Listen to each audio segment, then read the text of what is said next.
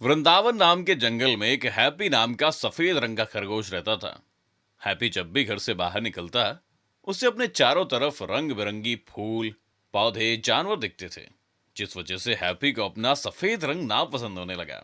एक दिन वो दोपहर को खाना खाकर सो जाता है और उसे एक सपना दिखता है।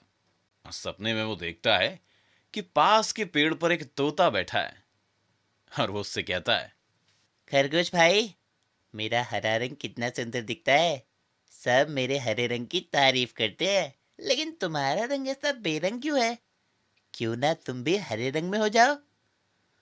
ये सुनकर खरगोश कहता है, क्या मैं सच में अच्छा नहीं दिखता हूँ इस सफेद रंग में? खरगोश भाई, मैं सच कह रहा हूँ। ठीक है, असल में मुझे भी कुछ ऐसा ही लगता है। मुझे नहीं है पसंद मेरा सफेद रंग। खरगोश घर आता है और खुद को हरे रंग से पोत देता है, और ऐसे ही वो बाहर घूमने निकलता है। तभी उसे एक बंदर मिलता है। वो कहता है, अरे खरगोश भाई, ये तुमने क्या किया? अगर हरे रंग के बजाय मेरे जैसे भूरे रंग के लगते तो तुम बहुत सुंदर दिखते थे। अच्छा, ऐसी बात है। लगता है तोते ने मुझसे झूठ बोला। हाँ। खरगोश दूसरे दिन भूरा रंग लगाकर बाहर निकलता है। तभी उसे एक हिरण मिलता है और वो उससे कहता है, छी छी छी, भूरे रंग का खरगोश कितना गंदा दिख रहा है। अरे खरगोश भैया, अगर तुम्हें कोई रंग लगाना ही था तो मेरे जैसे रंग का कोई सुनहरा रंग लगाते। इस रंग में तो तुम छी छी छी बहुत बेकार दिख रहे हो। अच्छा अच्छा, ठीक है, तो फिर मैं सुनहरा रंग लगाता हूँ। और खरगोश दूसरे दिन वैसे ही सुनहरा रंग लगाने लगता है और बाहर घूमने निकलता है। तभी उसे एक भालू मिलता है। अरे खरगोश, ये सुनहरा रंग आंखों में कितना चुभ रहा है। अगर तुम मेरे जैसा काला रंग लगाते तो तुम कभी मैले नहीं होते, किसी की आंखों में भी नहीं चुभते। हाँ हाँ भालू जी, आपने ठीक कहा। अब मैं काला रंग ही लगाऊंगा। खरगोश घर जाता है और काला रंग लगाता है और बाहर निकलता है। तभी उसे एक जेब्रा मिलता है और वो कहता है, ये भगवान, पूरा काला रंग का खरगोश। अरे रे रे रे रे रे रे रे। खरगोश भैया, कम से कम मेरे जैसे काली सफेद धारियां बना लेते अपने शरीर पर। यह अकेला काला रंग कितना वाहियात देख रहा है तुम पर। हाँ, शायद तुम ठीक कह रहे हो। खरगोश घर जाता है और अपने ऊपर सफेद रंग की धारियां बना लेता है। और जब वो बाहर निकलता है, तब उसे एक गाय मिलती है। वो कहती है, अरे खरगोश, ये क्या हाल बना के रखा है? कुछ लेते क्यों नहीं? मुझे माफ करो खरगोश भाई, लेकिन तुम्हें देखकर मन में यही सवाल आया, इसलिए एक छोटा सा मजाक किया। अरे गैया, आखिर तुम कहना क्या चाहती हो? मेरा मतलब है खरगोश भाई कि तुम क्यों सबकी बातों में आ रहे हो। तुम्हारा खुद का सफेद रंग इतना सुंदर है कि तुम्हें किसी और रंग की जरूरत नहीं है। हाँ गैया, तुम ठीक कह रही हो।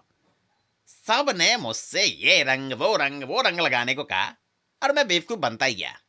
तुम सही कह रही हो। आज और अभी के अभी मैं सारे नकली रंग उतार दूंगा। तभी सुबह होती है और खरगोश का सपना टूट जाता है और वो खुद को आईने में देखकर बोलता है, मेरा तो सफेद रंग ही कितना सुंदर दिखता है। जेतवन नाम के जंगल में एक शेर रहता था। उसका नाम शेर सिंह था। जंगल में कई जानवर थे और वो गुफाओं में रहते थे।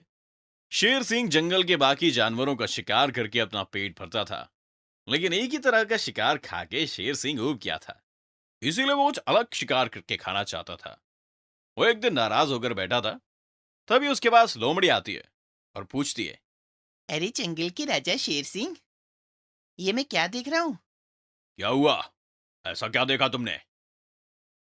आपको इतना नाराज मैंने कभी नहीं देखा। क्या आप बताएंगे, आप क्यों इतना नाराज हैं? अरे लोमड़ी, अब तुम्हें क्या बताऊं? दरअसल मैं एक तरह का शिकार खाकर बहुत ऊब चुका हूं। तो इसमें कौन सी बड़ी बात है महाराज? जंगल में जाइए और कोई दूसरा शिकार करके खा लीजिए। अरे लोमड़ी, वही तो समस्या है। मुझे जो खाना है वो मेरे हाथ में नहीं आ रहा है। आप किसका शिकार करके खाना चाहते हैं महाराज? क्या खाना चाहते हैं आप? लोमड़ी, मैं एक हिरण और उसके नरम नरम मांस वाले बच्चों को खाना चाहता हूं। लेकिन नहीं, लेकिन ना ही वो हिरण मेरे हाथ में आ रहा है और ना ही उसके बच्चे। समझ नहीं आ रहा कि क्या करूं। बस इतनी सी बात? क्या मैं आपको सुझाव दूं हिरण और उसके बच्चों को पकड़ने का? हाँ हाँ, इसीलिए तो तुम्हें सब बता रहा हूं। ठीक है महाराज, मैं आपको बता दूंगा, लेकिन मुझे क्या मिलेगा? अरे तुम बताओ तुम्हें क्या चाहिए। आप जब भी उस हिरण और उसके बच्चे का शिकार करेंगे, मुझे बस उस हिरण का एक बच्चा खाने को दे दीजिएगा। बस इतनी सी बात मुझे मंजूर है। शेर सिंह महाराज, आपको बस उत्तर दिशा में सीधे जाना पड़ेगा और एक नदी किनारे पहुंचकर आपको कई सारी गुफाएं दिखेंगी। लेकिन जिस गुफा पर फूल लगे होंगे, आपको उसी गुफा में जाना है। वहीं रक्षा नाम की हिरण अपने 2 बच्चों के साथ रहती है और उसी गुफा में आप उनको पकड़ लीजिए। यह सुनकर शेर सिंह तुरंत उत्तर की दिशा में निकल पड़ता है। वो कुछ ही देर में नदी के पास पहुंचता है और उसे पेड़ पौधे और फूल लगे हुए वो गुफा दिखती है। शेर सिंह जल्दी से उस गुफा के अंदर जाकर उस हिरण और उस 2 बच्चों का इंतजार करते रहता है। थोड़ी देर में ही रक्षा हिरण उसके 2 बच्चों के साथ वहां आते हैं। तो अभी रक्षा हिरण पंजों के निशान देखकर रुक जाती है और वो समझ जाती है कि कोई उसकी गुफा के अंदर गया है, लेकिन वो वापस बाहर नहीं आया। रक्षा को खतरे का अंदाजा हो जाता है। तभी एक बच्चा उससे पूछता है। माँ, माँ, हम यहाँ पर क्यों खड़े हैं? अंदर क्यों नहीं जा रहे? जल्दी चलो ना, मुझे बहुत जोर से भूख लगी है। चलते हैं बेटा, लेकिन थोड़ी देर बाद। रक्षा दोनों बच्चों को एक सुरक्षित जगह पर रखकर वापस आती है और गुफा के सामने खड़े होकर वो आवाज लगाती है, लेकिन कोई आवाज वापस नहीं आती। फिर वो फिर से आवाज देती है और कहती है। अरे गुफा, आज बात क्यों नहीं कर रही हो? रोज तो मेरा बड़ा स्वागत करती थी, लेकिन आज क्या हुआ?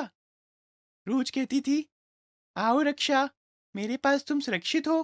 फिर आज क्या हुआ तुम्हें? फिर भी गुफा से कोई आवाज नहीं आती। इधर गुफा में बैठा शेर सिंह सोचता है, सच में ये गुफा रक्षा के साथ बातें तो नहीं करती होगी। अगर मैं इस हिरण के साथ बात नहीं करूंगा तो ये चली जाएगी, अंदर नहीं आएगी और ना ही मुझे शिकार करने का मौका मिलेगा। मुझे इसके साथ बात करनी पड़ेगी। तभी शेर सिंह कहता है, रक्षा, तुम आ गई।